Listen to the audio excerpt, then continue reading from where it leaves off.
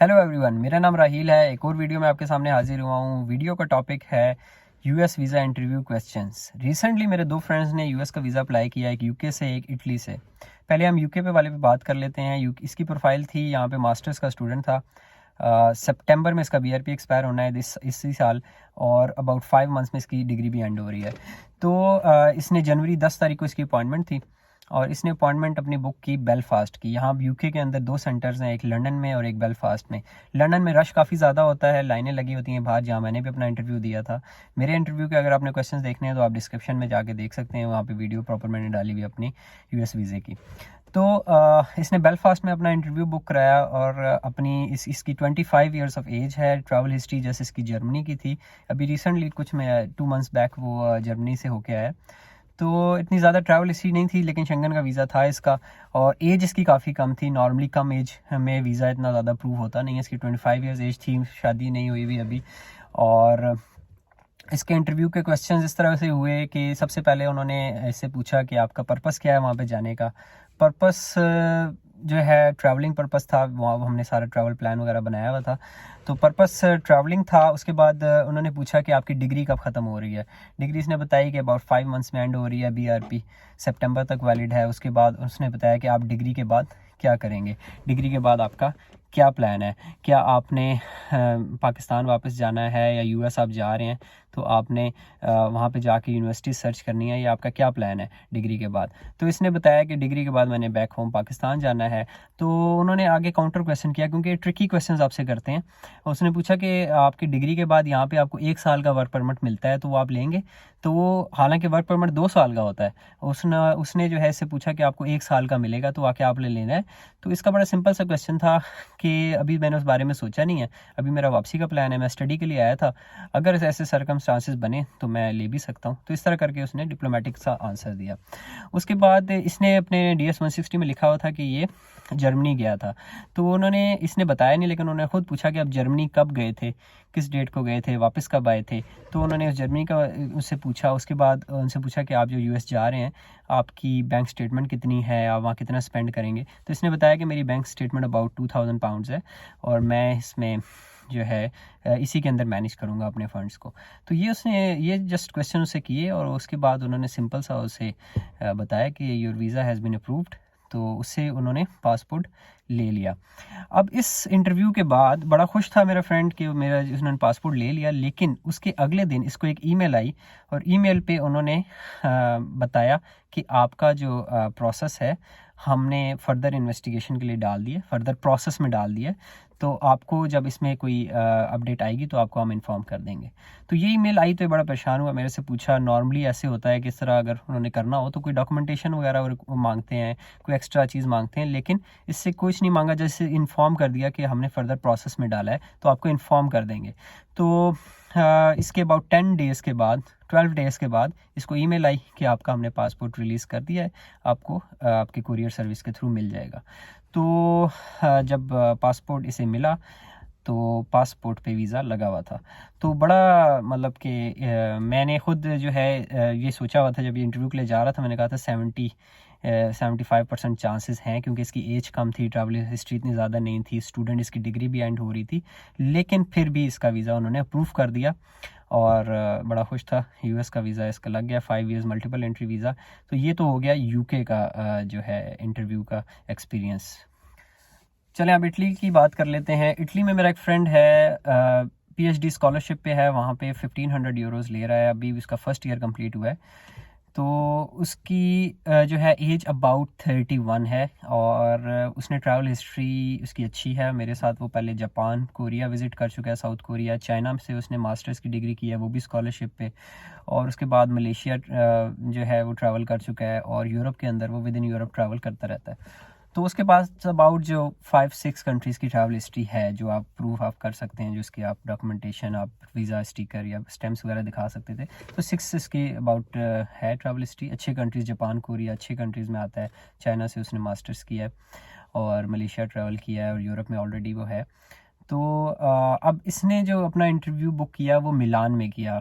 मिलान में इंटरव्यू के लिए गया तो वहाँ पे सेम लंदन वाला सीन था कि वहाँ पे लाइनें लगी हुई थी बाहर लंबा, क्योंकि मिलान एक मेन डेस्टिनेशन है वहाँ पे इटली में, तो मेन सिटी है, तो वहाँ पे काफ़ी ज़्यादा रश होता है। तो वही काफ़ी देर के बाद उसका नंबर आया। वो अपने जब ये विंडो पे पहुंचा है इंटरव्यू के लिए तो वहाँ पे दो लोग बैठे थे, एक यूएसए का था और एक अमेरिकन इंडियन था कोई। तो दो लोग बैठे हुए थे। इसने बताया कि इससे पहले काफ़ी सारे लोगों को उन्होंने रिफ्यूज़ किया है, तो इसकी भी काफ़ी टेंशन में गया था। काफ़ी कॉन्फिडेंट लड़का है, तो मैंने इसे बताया था इसकी काफ़ी अच्छी प्रोफाइल है, काफ़ी ज़्यादा चांसेस हैं इसके वीज़े लगने के, 90+ चांसेस हैं, क्योंकि इसमें ये था कि इसकी एज अच्छी है, ठीक है, इसने ट्रैवल हिस्ट्री की हुई है, पीएचडी स्कॉलरशिप पे है, ये यहाँ से अपना पीएचडी स्कॉलरशिप छोड़ के यूएसए क्यों जाएगा। तो बड़ा अच्छा स्ट्रॉन्ग केस था। तो उसमें ये गया वहाँ पे इंटरव्यू लेने के लिए, तो उन्होंने पूछा कि जी आपका क्या पर्पस है, आप ट्रैवलिंग का वहाँ पे क्यों जाना चाहते हैं। इसने बताया कि मैं वहाँ पे टूरिज़्म के लिए जाना चाहता हूँ, ट्रैवलिंग के लिए, जस्ट न्यूयॉर्क में कौन कौन सी जगह पे जाएंगे। इसने बताया कि ये जगहों पे जाएंगे। हमने ट्रैवल प्लान प्रॉपर बनाया हुआ था, जो मेन डेस्टिनेशन है न्यूयॉर्क की, 5 डेज़ का प्लान था। उसके बाद उन्होंने पूछा जी कि आप यहाँ पे क्या कर रहे हैं। उसने बताया मैं ये मेरा सब्जेक्ट है, इस पर मैं पीएचडी कर रहा हूँ। तो अच्छा, आपने चाइना में क्या पढ़ा था, मास्टर्स वहाँ पे किस चीज़ में किया था, सब्जेक्ट्स बताए सारा उसमें, मतलब कि उस आप कह लें कि एकेडमिकली उससे पूछे कि जी आपका क्या कोर्स था, वहाँ पे कौन सा सब्जेक्ट थे, ये सारी चीज़ें उससे पूछी इससे, क्योंकि डेफिनेटली जब आप जैसी आपकी प्रोफाइल होती है वैसे ही आपसे क्वेश्चंस होते हैं। तो ये इसने मास्टर्स भी वहाँ से स्कॉलरशिप पे किया था चाइना से, और यहाँ पीएचडी भी चाइना में कर रहा था स्कॉलरशिप पे, तो इससे डिग्री से रिलेटेड क्वेश्चन किए कि जी आपकी डिग्री में क्या सब्जेक्ट थे और ये वो। तो इसने उसके बाद उन्होंने पूछा जी कि आपको आप फ़ंड कैसे मैनेज करेंगे। इसने बताया मेरी इतना मेरा स्टाइपेंड आता है, मेरा स्कॉलरशिप आता है, मैं उससे अपना फ़ंड मैनेज कर लूँगा। तो इतने से इसने इन्होंने क्वेश्चंस किए, तो वो इतना ज़्यादा मेरे ख्याल से सेटिस्फाई नहीं हुए थे। तो उन्होंने इससे कहा जी कि आपका वीज़ा हाफ़ अप्रूव है, हाफ़ रिफ्यूज़ है, तो हम आपको एक ईमेल करेंगे जिसके बाद आपने हमें कुछ डॉक्यूमेंट्स प्रोवाइड करने होंगे, उसके बाद हम आपको आपका डिसीजन बताएंगे कुछ टाइम के बाद। तो इसके हाथ में इसका दूसरा पासपोर्ट भी था, तो इसने कहा कि आपको दूसरा पासपोर्ट भी चाहिए। तो इसने जब खोल के दिखा रहा था कि दूसरा पासपोर्ट भी आपको चाहिए, तो उसमें चाइना का वीज़ा लगा था। तो उसने बताया कि चाइना का वीज़ा लगा था, उसके बाद इसमें जापान कोरिया का वीज़ा लगा हुआ था पुराने पासपोर्ट पे। तो उन्होंने पूछा कि ये आपके पास और भी ट्रैवल हिस्ट्री है। उसने कहा जी जी बिल्कुल है। उन्होंने मेरे ख्याल से DS 160 पे नज़र नहीं मारी थी वैसे क्वेश्चनिंग में, जस्ट उसकी स्टडी पे फोकस किया हुआ था। तो जब उन्होंने देखा कि इसके पासपोर्ट पे और वीज़े भी लगे हुए हैं, तो उन्होंने वो पासपोर्ट भी देखा। अच्छा, जापान का लगा हुआ है, कोरिया का लगा हुआ है, चाइना में को काफ़ी रहा है 3-4 साल, उसके बाद मलेशिया का लगा हुआ है।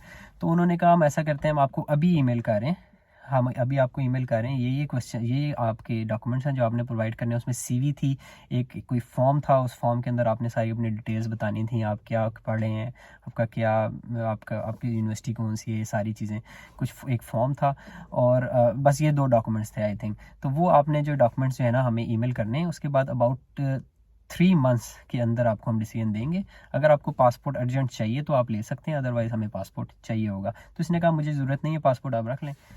अगर आप दोनों इंटरव्यूज़ को कंपेयर करें तो इटली वाला जो कैंडिडेट था उसकी प्रोफाइल ज़्यादा स्ट्रॉन्ग थी, और जो मेरा यूके वाला फ्रेंड था इसकी प्रोफाइल थोड़ी वीक थी। लेकिन वीज़ा ज़्यादा इजीली जो है यूके वाले फ्रेंड को मिल गया। तो अगर आप इसको कंपेयर करें तो इसमें बहुत सारे रीज़न्स हो सकते हैं। इसमें जो मुझे 2-3 रीज़न लगे वो यही था कि जो आप कभी किसी मेन बड़ी कंट्री से वीज़ा अप्लाई करते हैं तो उसमें थोड़े चांसेस ज़्यादा हो जाते हैं, और आप सेंटर भी ऐसा चूज़ करें जहाँ ज़्यादा रश ना हो। जैसे मिलान एक मेन उनका सिटी है, वहाँ बहुत ज़्यादा रश होता है, सेम ऐसे जैसे लंदन में रश होता है। तो जो बेलफास्ट है वहाँ पे इतना ज़्यादा रश नहीं होता, वहाँ पे लोग कम जाते हैं इंटरव्यू के लिए। तो ये मेरे फ्रेंड जो यूके वाला फ्रेंड था बेलफास्ट गया था, तो वहाँ पे उसका वीज़ा लग गया। ये कंफर्म ऐसे ये फैक्टर नहीं होंगे, लेकिन जो हमें बज़ाहिर नज़र आ रहे हैं वो यही नज़र आ रहे हैं कि आपको कोशिश ये करनी चाहिए कि जो थोड़ा सा जहाँ पे कम रश होता है आप उस सेंटर में जाएं। नॉर्मली अपॉइंटमेंट्स का बड़ा इशू आता है यूएस की, जहाँ पे लोगों को मिलती है वहीं पे चले जाते हैं। लेकिन मेरे ख्याल से आपको अपनी प्रोफाइल स्ट्रॉन्ग करने का ज़्यादा ज़रूरत है, क्योंकि अगर आपकी अच्छी प्रोफाइल होगी तो आपको लंदन में भी मिलेगा, आपको मिलान में भी मिलेगा, आपको जहाँ रश है वहाँ पर भी मिलेगा। जैसे मेरा जो था मेरा इंटरव्यू लंदन में था, और मेरा जो वीज़ा था बड़ा इजीली उन्होंने, मुझे ऐसे लगा कि बस मैं गया हूँ और 2 मिनट्स के अंदर उन्होंने मेरा 2-3 क्वेश्चंस किए हैं और वो उन्होंने अप्रूव कर दिया मेरा वीज़ा। तो आप अपनी प्रोफाइल को स्ट्रॉन्ग करें। प्रोफाइल स्ट्रॉन्ग करने के लिए अपनी ट्रैवल हिस्ट्री बनाएं, ठीक है। उसके बाद जहाँ पे आप जॉब करें उसकी डॉक्यूमेंटेशन सारी क्लियर रखें। अगर आप स्टूडेंट हैं तो कोशिश ये करें कि अपनी स्टडी के स्टार्ट में ही वीज़ा अप्लाई करें। जैसे अगर यूके में काफ़ी लोग मेरे से पूछते हैं, वो कहते हैं मेरे अभी 2 मंथ्स रह गए हैं स्टडी कंप्लीट होने में, बीआरपी एक्सपायर होने में 3 4 6 मंथ्स रह गए हैं। तो इस तरह की प्रोफाइल के साथ आप ना वीज़ा अप्लाई करें, काफ़ी कम चांसेस होते हैं कि इस तरह की प्रोफाइल पर वीज़ा लगे, लेकिन स्टिल आप ट्राई कर सकते हैं। यूएस वीज़ा आपको पता है कितना ईजी है अप्लाई करना, जस्ट इंटरव्यू बेस्ड है। तो बेस्ट ऑफ लक, मिलते हैं नेक्स्ट वीडियो में, टेक केयर।